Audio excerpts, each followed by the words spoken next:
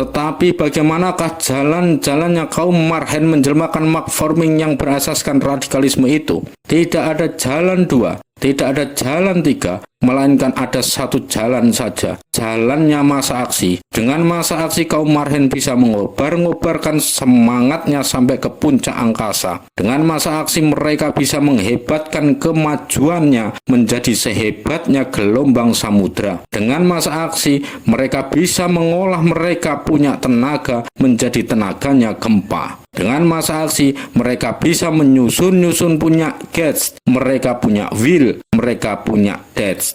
Dengan masa aksi mereka bisa menyusun mereka punya makforming sampai sekuasa-kuasanya. Makforming bukanlah menyusun tenaga wadah saja. Makforming adalah juga menyusun tenaga semangat, tenaga kemauan, tenaga roh, tenaga nyawa, rohani dan jasmani. Masa menjadilah seolah-olah disiram air kahuripan di dalam masa aksi itu. Apa yang Marhen satu persatunya tidak bisa menciptakan, apa yang Marhen satu persatunya bisa menyemangatkan dan memaukan, dapatlah diciptakan oleh luluhan Marhen yang sudah menjadi masa itu. Semangatnya masa, kemauannya masa, keberaniannya masa, apinya masa, bukanlah sama dengan semangat dan kemauannya Marhen satu persatu. Bukan sama dengan jumlahnya semangat atau kemauannya Marhen itu semuanya. Tetapi masa seolah-olah mempunyai semangat masa sendiri, kemauan masa, keberanian masa sendiri, api masa sendiri yang lebih hebat daripada jumlah semangat-semangat atau kemauan-kemauan yang ada. Api masa inilah melahirkan perbuatan-perbuatan masa yang hebatnya bisa sampai menggoyahkan sendi-sendinya masyarakat. Ia sampai menggugurkan masyarakat dengan segala sendi-sendi dan alas-alasnya. Sebab apakah arti masa itu? Masa bukanlah cuma rakyat jelata yang berjuta-juta saja. Masa adalah rakyat jelata yang sudah terluluh, mempunyai semangat satu, mempunyai satu roh dan jiwa satu. Masa adalah Dexgelendern, luluhan. Ia das bukan gundukan rakyat jelata saja yang berlain-lainan semangat dan kemauan. Ia bukan misalnya gundukan rakyat jelata pada waktu hari lebaran, yang sebagian ingin pergi ke kuburan, yang sebagian ingin pergi berjalan-jalan pamer pakaiannya yang baru, yang sebagian ingin menemui famili keluarganya untuk bersilaturahmi. Ia adalah suatu luluhan yang satu semangatnya, satu kemauannya, satu tekadnya, satu rohani dan jasmaninya. Ia di dalam riwayat dunia selamanya adalah gundukan rakyat jelata yang sama-sama menderita tindasan daripada kaum atasan dan sama-sama menderita nasib sengsara yang seolah-olah tak dapat dipikul lagi. Sama-sama pula timbul rasa kemarahannya, sama-sama timbul kehendaknya melawan keadaan yang mengsengsarakan mereka itu. Sama-sama berjuang membongkar keadaan itu, sama-sama terluluh menjadi satu luluhan radikal yang gerak bangkit bergelora sebagai ombak membanting di pantai. Inilah yang dinamakan masa aksi. Aksinya rakyat jelata yang sudah terluluh menjadi jiwa baru melawan sesuatu keadaan yang mereka tidak sudi pikul lagi. Memang masa aksi selamanya radikal. Memang masa aksi adalah selamanya membuka dan menjebol akar-akarnya sesuatu keadaan. Memang masa aksi adalah selamanya mau menanam akar-akarnya keadaan yang baru. Perubahan-perubahan yang besar dalam riwayat dunia selamanya diparajikan oleh masa aksi. Begitulah saya di atas tadi berkata, memang masa aksi tidak bisa hebat kalau setengah-setengahan. Masa aksi tidak bisa kalau hanya mau mengejar keuntungan-keuntungan kecil ini hari saja. Masa aksi barulah dengan sesungguh-sungguhnya berderus-derusan menjadi masa aksi. Jikalau rakyat jelata itu sudah berniat membongkar sama sekali keadaan tua, diganti sama sekali dengan keadaan baru. Enifu levensidial mod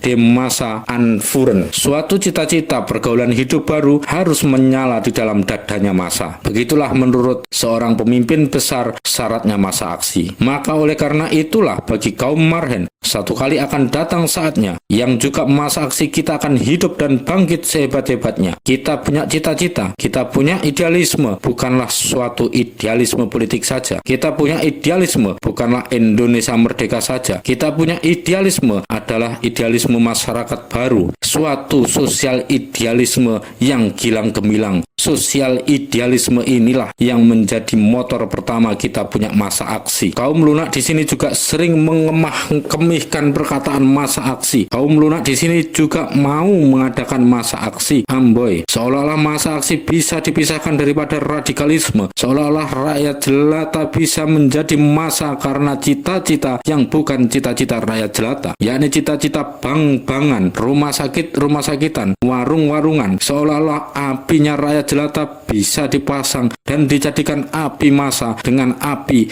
melempemnya politik pelan-pelanan yang tidak bermaksud lenyap kapitalisme imperialisme sampai ke akar-akarnya. Seolah-olah masa aksi bisa dibikin dengan mereka punya politik yang sampai kiamat berpikir dan menghitung-hitung. Seolah-olah riwayat dunia tidak saban-saban menunjukkan bahwa masa tak pernah bisa disuruh melahirkan perbuatan-perbuatan besar dengan politik menghitung-hitung. Oh, kini kita mengerti. Mereka memang tidak tahu apakah masa aksi itu. Mereka mengira bahwa masa aksi adalah fair gathering open bar yang berbarengan. Mereka mengira sudah mengadakan masa aksi kalau sudah mengadakan rapat-rapat umum di mana-mana.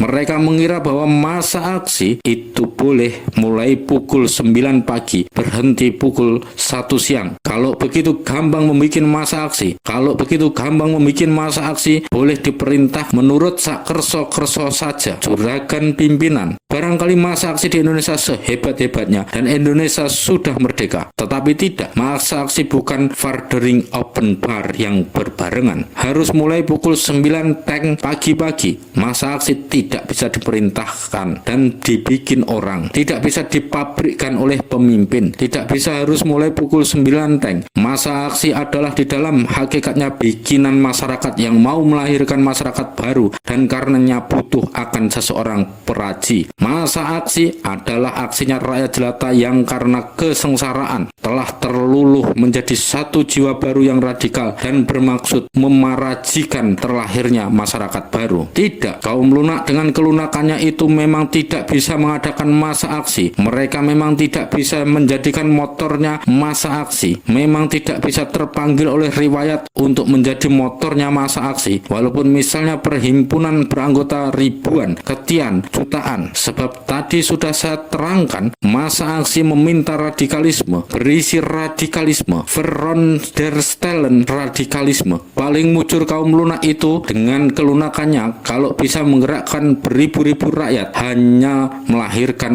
masa kali aktif. Apakah masa kali aktif adalah pergerakan rakyat yang benar orangnya ribuan atau ketian atau jutaan, yang benar jumlah orangnya besar sekali, tapi tidak radikal, tidak sosial revolusioner, tidak bermaksud membongkar akar-akarnya masyarakat tua untuk mendirikan masyarakat baru dengan akar-akar yang baru. Masalah aktif bukan luluhan rakyat jelata yang menyala-nyala. Apa masanya? Bukan masa di dalam makna jeledren atau yang jatuh jiwanya dan satu nyawanya, melainkan hanya gerombolan rakyat belaka yang tidak bernyawa satu. Masalah aktif tak bisa melahirkan masyarakat baru dan memang bukan perajinya masyarakat baru. Lihatlah misalnya pergerakan rakyat Indonesia dulu, tatkala syarikat Islam baru lahir di dunia. Lihat pula pergerakan rakyat di Ngayogyo sekarang, yakni di Mataram, ribuan, ketian, laksaan, jutaan rakyat sama bergerak, jutaan rakyat sama beraksi, tetapi aksinya itu hanyalah suatu masa cale aktif belaka. Aksinya bukan suatu masa aksi, oleh karena tidak bersifat luluhan, tapi bersifat gerombolan, tidak sosial radikal, tapi sosial behanded. Tidak bermaksud membuang segenap masyarakat tua itu, hanya bermaksud menambal amohnya masyarakat itu. Masa aksi dan masa kale aktif hendaklah pemimpin-pemimpinnya kaum Marhen senantiasa memperhatikan perbedaan antara dua perkataan itu. Hendaklah pemimpin-pemimpin itu jangan lekas tersilau mata kalau melihat banyak orang sama bergerak dan lantas mengira Indonesia kini lekas merdeka sebab banyaknya orang. Misalnya di zaman baru munculnya Sarekat Islam di dunia, tatkala semua haluan ada gerombolan menjadi satu, tatkala di situ ada kaum marhennya, ada kaum priayinya, ada kaum saudagarnya, ada kaum borjuisnya. Tatkala Sarekat Islam menjadi gaduh-gaduh haluan Islamisme, nasionalisme dan sosialisme, tatkala das pergerakan Sarekat Islam itu bukan pergerakan luluhan tapi hanya suatu pergerakan gerombolan, bukan masa aksi tetapi masale aksi, adalah banyaknya orang di pergerakan Sarekat Islam itu bisa memarajikan masyarakat baru. Bahkan adakah pergerakan Sarekat Islam itu bisa mendatangkan perubahan-perubahan yang agak besar? Adakah? Begitulah saya malahan bertanya, Sarekat Islam itu bisa membangkitkan massa aksi? Tidak. Pergerakan Sarekat Islam yang dulu itu tidak bisa membangkitkan massa aksi, tidak bisa menjadi motornya massa aksi, oleh karena tidak berdiri di atas pendirian yang radikal. Ia tidak berdiri di atas antitesa sana sini. Ia tidak berprogram Indonesia Merdeka. Ia tidak berprogram terang-terangan mau menjebol semua akar-akarnya setesel kapitalisme, imperialisme. Ia tidak politik radikal, tidak sosial radikal. Oleh karena itu, maka Partai Marhen yang bermaksud menjadi partai pelopornya massa aksi haruslah selamanya mempunyai asas perjuangan dan program yang 100% radikal, antitesa, perlawanan genre damai, kemarhenan, melenyapkan cara susunan masyarakat sekarang, mencapai cara susunan masyarakat baru. Itu semua harus tertulis dengan aksara yang berapi-apian di atas benderanya partai dan di atas panji-panjinya partai.